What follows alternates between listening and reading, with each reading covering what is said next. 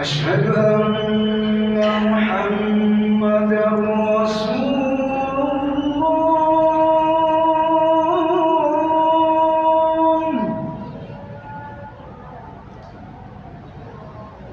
أشهد أن محمدا رسول الله.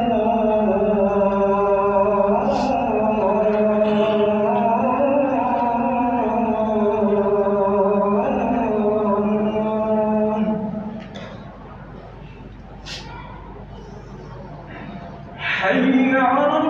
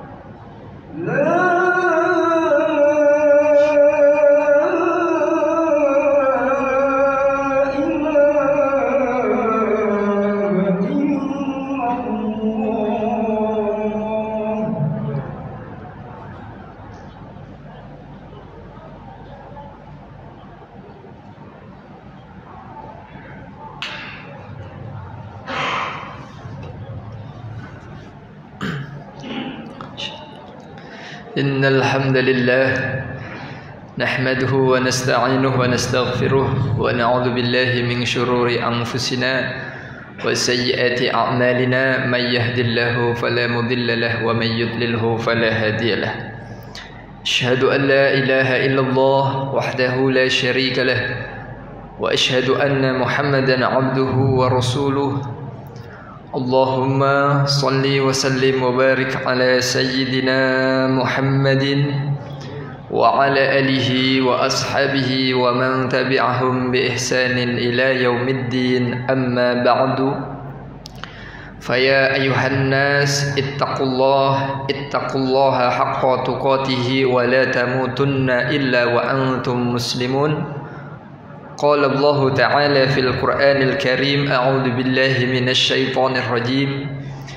يا أيها الذين آمنوا اتقوا الله حق تقاته ولا تموتن إلا وأنتم مسلمون.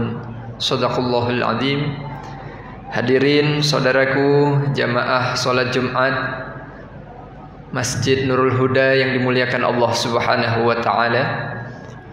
Pertama, kita bersyukur kepada Allah Subhanahu wa taala. Pada Jumat kali ini adalah bertepatan dengan tanggal 30 Rabiul Awal 1443 Hijriah,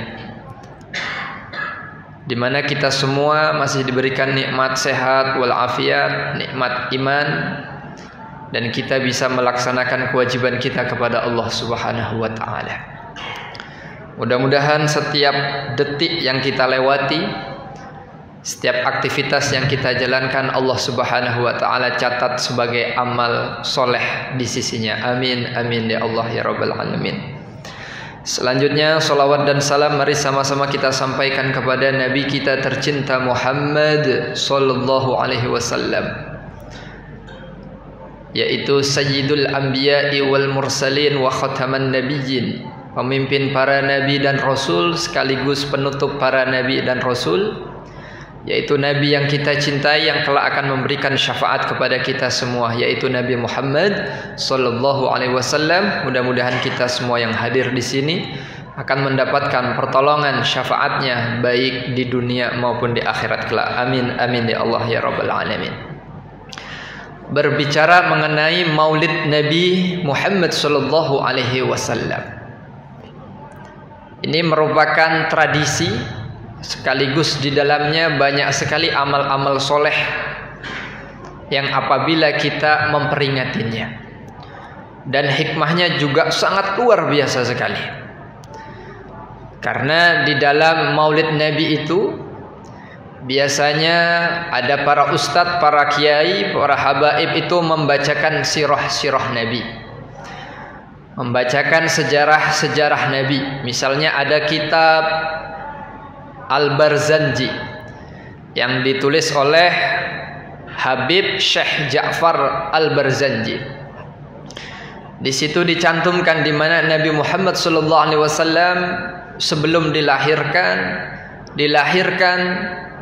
kemudian ayahnya wafat, ibunya wafat, sampai beliau remaja, ya, sampai menikah dengan Sayyidah Khadijah, di mana beliau mengikuti peperangan, berjuang, ya, menegakkan daripada syiar Islam, dan di kitab itulah dicantumkan. Ada lagi kitab Burdah misalnya. Ada lagi kitab Maulid Ad-Dibai, dan ulama ahlu sunnah wal jamaah yang bernama Sayyid Muhammad Alawi Al-Maliki Al-Hasani, salah satu ulama yang berasal dari kota Makkah. Beliau ini sudah menjadi ahli hadis di usia 15 tahun. Beliau adalah ulama yang apabila datang Maulid Nabi, beliau membaca beberapa kitab Maulid Nabi, membaca kitab Ad-Dibai, Al-Barzanji, ya, Simtud Duror, dan lain sebagainya dibaca. Singkat cerita, di saat beliau wafat, subhanallah, beliau dimakamkan di Ma'la. Ma'la ini adalah salah satu pemakaman yang ada di kota Makkah. Salah satu ulama kita, guru kita, Syekh Kiai Haji Maimun Zubair juga dimakamkan di sana. Wafat di saat beliau sedang menunaikan ibadah haji. Maka kembali lagi, begitu Sayyid Muhammad Alawi Al-Maliki Al-Hasani ini meninggal dunia, tradisi kerajaan Arab Saudi ini biasanya kalau ada ulama atau tokoh yang meninggal dunia itu akan dicek setiap beberapa bulan sekali kuburannya atau makamnya. Begitu dicek, subhanallah, ternyata jasad daripada ulama tadi masih utuh. Beberapa tahun kemudian dicek masih utuh juga. Beberapa tahun kemudian dicek juga masih utuh. Subhanallah. Beliau adalah ulama yang senantiasa mensyiarkan, mengajarkan kepada para santrinya, kepada murid-muridnya yang ada di Indonesia untuk memperingati Maulid Nabi. Kalau seandainya Maulid Nabi Muhammad sallallahu alaihi wasallam itu perbuatan mungkar, maka Allah Subhanahu wa taala tidak mungkin menjaga jasad beliau. Karena yang dijaga jasadnya oleh Allah Subhanahu wa taala salah satunya adalah para nabi, para rasul, para sahabat yang benar-benar mengikuti baginda Nabi Muhammad sallallahu alaihi wasallam, dan para aulia, yaitu para kekasih Allah. Hadirin saudaraku yang dimuliakan Allah Subhanahu wa taala. Jadi subhanallah sekali apabila kita mensyiarkan Maulid Nabi. Alhamdulillah, hari ini adalah hari terakhir di bulan Rabiul Awal. Tidak hanya di Indonesia saja, di Turki, ya, di Malaysia, di Brunei Darussalam, dan beberapa negara-negara di Eropa sana banyak juga yang memperingati Maulid Nabi Muhammad SAW. Bahkan Allah Subhanahu wa taala di dalam Al-Quran surah Yunus ayat ke-58 Allah menyampaikan, A'udzubillahi minasyaitonirrajim. Qul bifadlillahi wa birahmatihi fabidzalika falyafrahu huwa khairum mimma yajma'un. Shadaqallahul adzim. Allah menyampaikan, katakanlah wahai Muhammad, dengan karunia Allah dan rahmatnya hendaklah mereka bergembira. Itu lebih baik daripada apa-apa yang mereka kumpulkan. Ada sebagian ulama yang mengatakan rahmat Allah di sini, ya, keutamaan dari Allah di sini adalah hadirnya Nabi Muhammad sallallahu alaihi wasallam kepada kita. Jadi kalau di saat Nabi Muhammad sallallahu alaihi wasallam dilahirkan, maka itu sebuah nikmat yang sangat dahsyat dan luar biasa. Bahkan ada salah seorang sahabat Nabi, ya, yang rela mengorbankan jiwanya, raganya demi cintanya kepada Nabi Muhammad sallallahu alaihi wasallam. Ada yang sampai rela dipanah, ya, ditusuk dengan pedang, bahkan sampai meninggal dunia demi cintanya kepada Nabi Muhammad sallallahu alaihi wasallam. Dan kalau kita buka di dalam kitab Al-Barzanji misalnya, ada syair yang mengatakan, Anta syamsun, anta badrun, anta nurun fauqa nuri, anta iksiru wa ghalli, anta misbahus suduri. Syekh Ja'far Al-Barzanji mengatakan, anta syamsun, engkau itu adalah matahari. Kalau kita belajar ilmu tata bahasa, ilmu balaghah, biasanya pakai kata ka.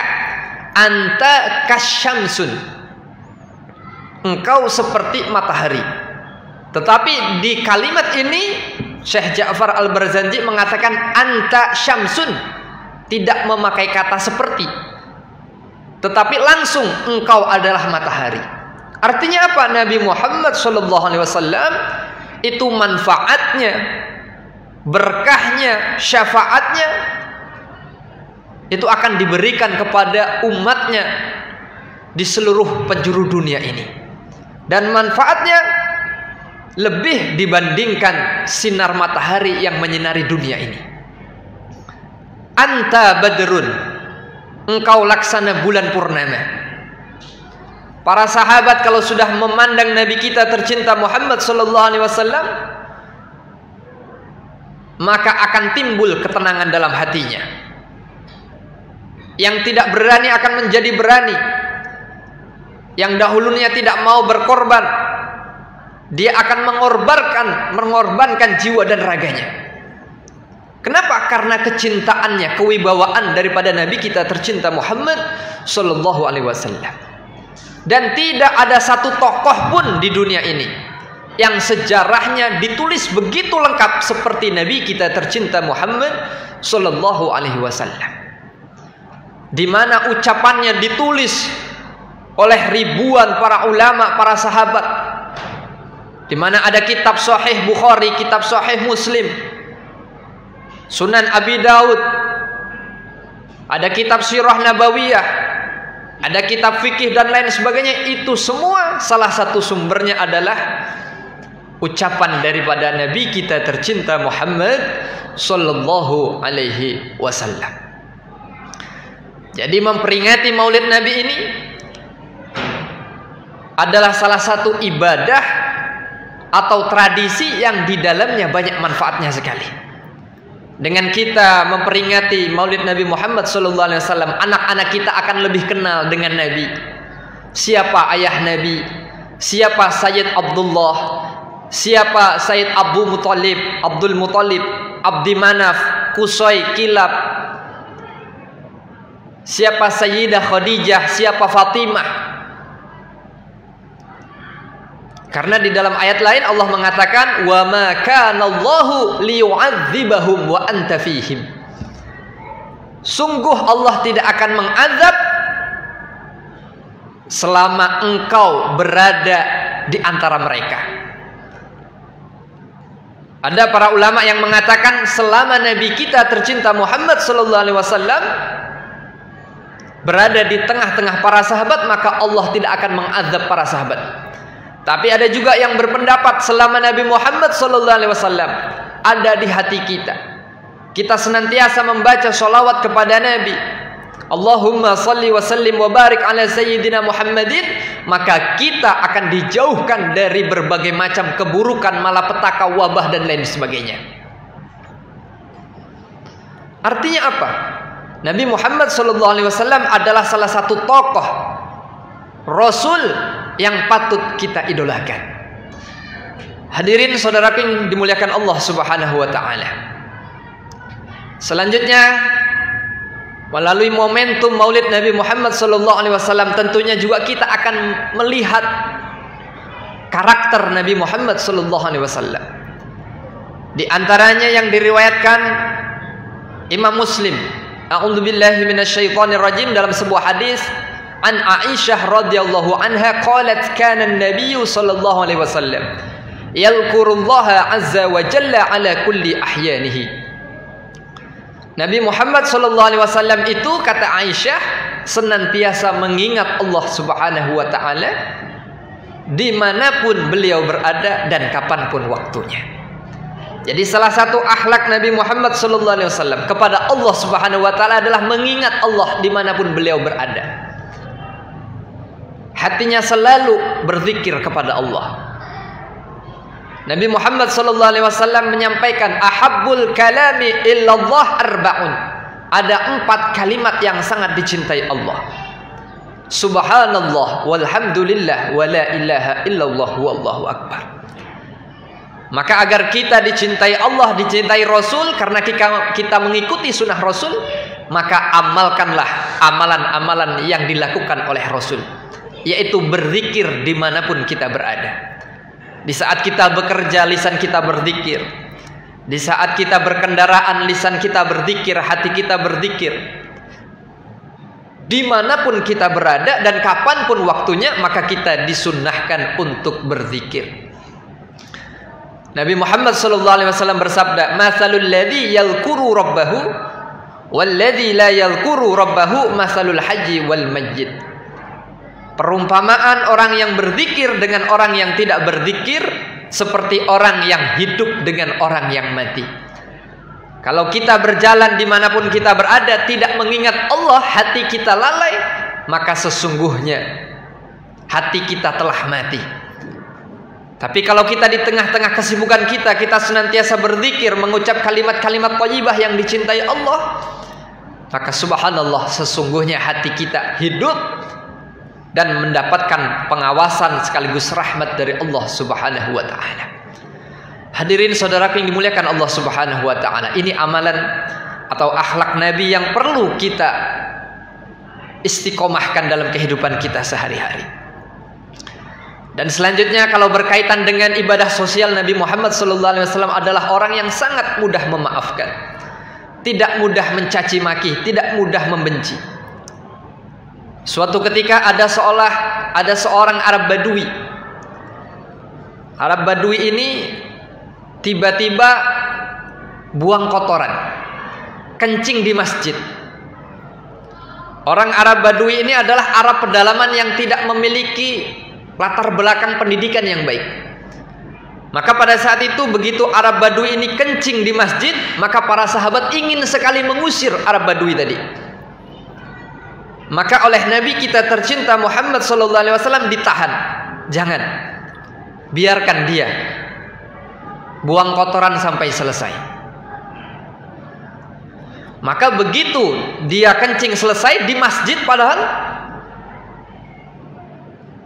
Nabi Muhammad SAW memanggil para sahabat, wahai para sahabat, siram di mana tadi dia bekas kencingnya. Apa pelajaran yang bisa kita petik? Jadi Nabi Muhammad SAW itu salah seorang juru dakwah, pendakwah yang sangat jenius. Siapa yang dihadapi dan latar belakang pendidikannya bagaimana, maka beliau pun menggunakan cara yang paling bijaksana. Dimaafkan oleh Nabi, maka singkat cerita, subhanallah, Arab Badui tadi akhirnya simpatik kepada Nabi dan dia pun belajar Islam. Para ulama pun mengomentari daripada perbuatan akhlak Nabi Muhammad SAW. Kalau seandainya Nabi Muhammad SAW mengusir Arab Badui tadi, maka secara otomatis najisnya akan lebih meluas. Dan dari sisi psikologi, maka orang Arab Badui tadi akan antipati dengan Nabi. Dia tidak mau mendengarkan ajaran Islam, dan tentunya yang dirugikan adalah Nabi Muhammad SAW. Dan inilah salah satu akhlak Nabi kita tercinta Muhammad SAW. Dan yang terakhir, apabila kita ingin mencintai Nabi Muhammad SAW, berharap syafaatnya, maka sudah saatnya kita membaca kembali sejarah Nabi kita tercinta Muhammad SAW, yaitu dengan membaca kitab sirahnya. Ada kitab Rahiqul Makhtum, ya, banyak sirah-sirah Nabi yang ditulis oleh ulama-ulama kita. Sayyid Muhammad Ramdan Al-Buti juga menulis kitab sirah Nabi yang panjang sekali, ribuan halaman. Di situ berisikan tentang perjalanan hidup Nabi kita tercinta Muhammad SAW dari beliau sebelum dilahirkan sampai beliau wafat. Dan yang terakhir, sebagai bukti kita cinta kepada Nabi Muhammad SAW adalah dengan kita memperbanyak membaca solawat kepada beliau. Dalam sebuah riwayat dikatakan, man shalla alayya fi yaumin mi'ata marratin qadallahu lahu mi'ata hajatin sab'ina li akhiratihi wa salasina lid dunyahu. Barang siapa, kata Nabi, yang membaca solawat kepadaku satu hari 100 kali, qadallahu lahu mi'ata hajatin, maka Allah akan mengijabah hajatnya 100, mengijabah doanya 100 dari doa tadi. Sab'ina li akhiratihi, 70 Allah akan ijabah doanya di akhirat. Wa salasina lid dunyahu, dan 30 dari doa orang tadi akan diwujudkan di dunia. Dengan apa? Dengan membaca solawat kepada Nabi kita tercinta Muhammad sallallahu alaihi wasallam.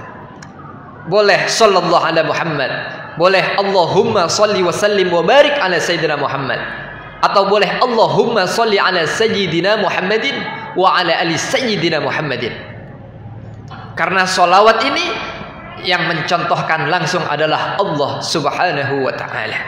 Innallaha wa malaikatahu yusalluna 'alan nabi ya ayyuhalladzina amanu sallu 'alaihi wa sallimu taslima. Sesungguhnya Allah dan para malaikatnya bersolawat kepada Nabi. Wahai orang-orang yang beriman, bacakanlah solawat dan keselamatan kepada Nabi kita tercinta Muhammad sallallahu alaihi wasallam.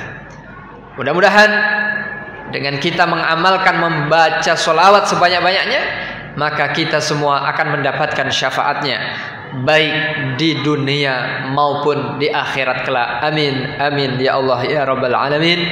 Barakallahu wa lakum fil Qur'anil azim wa nafa'ani wa iyyakum bima fihi minal ayati wa dzikril hakim wa taqabbala minni wa minkum tilawatahu innahu huwal ghafurur rahim. Allahumma salli wa sallim ala sayyidina wa nabiyyina Muhammadin wa ala ali sayyidina Muhammad. Alhamdulillahilladzi hadana li hada wa ma kunna linahtadiya laula an hadana Allah. Asyhadu an la ilaha illallah wahdahu la syarika lahu wa asyhadu anna Muhammadan 'abduhu wa rasuluh. Allahumma shalli wa sallim wa barik ala sayyidina Muhammadin wa ala alihi wa ashabihi wa man tabi'ahum bi ihsanin ila yaumiddin. Fa ya ayyuhan nas ittaqullaha haqqa tuqatih wa la tamutunna illa wa antum muslimun. Wa 'alamu anna Allaha wa malaikatahu yusalluna 'alan nabi ya ayyuhalladzina amanu sallu 'alaihi wa sallimu taslima. Hadirin saudaraku jamaah salat Jumat Masjid Nurul Huda yang dimuliakan Allah Subhanahu wa taala. Suatu ketika Sayyidah Aisyah radhiyallahu anha ditanya oleh para sahabat, "Wahai Aisyah, bagaimanakah akhlak Rasulullah?" Kana khuluquhul Quran. Jawaban Sayyidah Aisyah, bagaimanakah akhlak Rasulullah? Akhlak Rasulullah adalah laksana Al-Quran yang berjalan. Jadi salah satu poin apabila kita mencintai Nabi, ya salah satu amalan yang harus kita lakukan adalah memperbanyak membaca Al-Quran. Kita ajarkan anak-anak kita tentang membaca Al-Quran. Kita ajarkan istri kita, keluarga kita, famili kita untuk membaca Al-Quran. Karena Al-Quran adalah mukjizat yang dijaga oleh Allah Subhanahu wa taala sampai akhir zaman. Nabi Muhammad sallallahu alaihi wasallam bersabda, "Khairukum man ta'allama al-Qur'ana wa 'allamah." Orang yang paling baik di antara kalian adalah orang yang mau belajar Al-Qur'an dan mengajarkannya. Nabi Muhammad sallallahu alaihi wasallam bersabda, "Nawwiru buyutakum bis-shalah wa tilawatil Qur'an." Hiasilah rumah-rumah kalian itu dengan salat dan membaca Al-Qur'an. Dalam hadis yang lain, rumah yang tidak pernah dibacakan Al-Quran itu laksana kuburan, kata Nabi. Jadi na'udzubillah min dzalik, akan banyak keburukannya. Tapi kalau rumah tangga kita, ya anak kita, istri kita, keluarga kita rajin membaca Al-Quran, maka keberkahan akan hadir di tengah-tengah rumah tangga kita. Dalam hadis yang lain Nabi Muhammad SAW bersabda, "Iqra'ul Quran, fa innahu ya'ti yaumal qiyamah syafi'an li ashabih." Bacalah Al-Quran, karena Al-Quran nanti akan datang pada hari kiamat untuk memberikan syafaat kepada para pembacanya.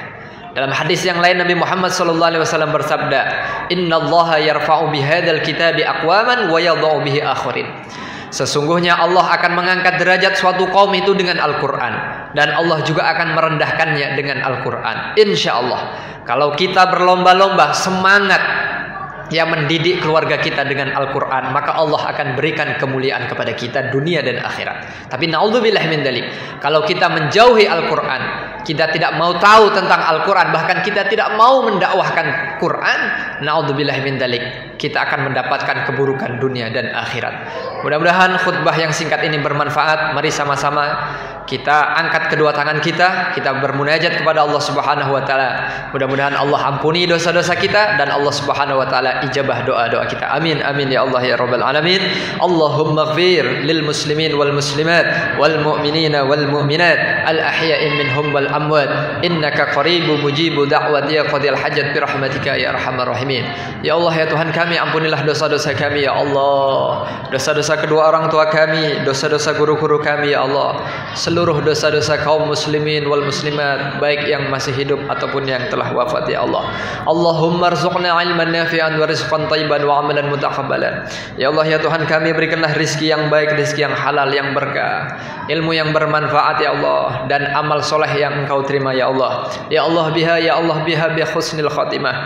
Ya Allah, apabila kami nanti wafat ya Allah, wafatkanlah kami dalam keadaan husnul khatimah, dalam keadaan mengucap kalimat la ilaha illallah Muhammadar Rasulullah, dan masukkanlah kami ke dalam syurgamu bersama Nabi Muhammad sallallahu alaihi wasallam. Ya Allah, ampunilah dosa-dosa kami, baik yang kami sengaja maupun yang tidak kami sengaja. Ya Allah, kabulkanlah segala hajat-hajat kami, baik di dunia maupun di akhirat ya Allah. Hanya kepadamu kami menyembah dan hanya kepadamu kami memohon pertolongan. Rabbana atina fid dunya hasanah wa fil akhirati hasanah wa qina adzabannar. Ya Allah, berikanlah kebahagiaan dunia dan akhirat kepada kami, dan jauhkanlah kami dari siksa api neraka. Wa sallallahu ala sayyidina Muhammad walhamdulillahi rabbil alamin. Ibadallah, innallaha ya'muru bil adli wal ihsan wa ita'idil qurba wa yanha 'anil fakhsya'i wal munkar wal baghi ya'idukum la'allakum tadhakkarun. Aqimus shalah.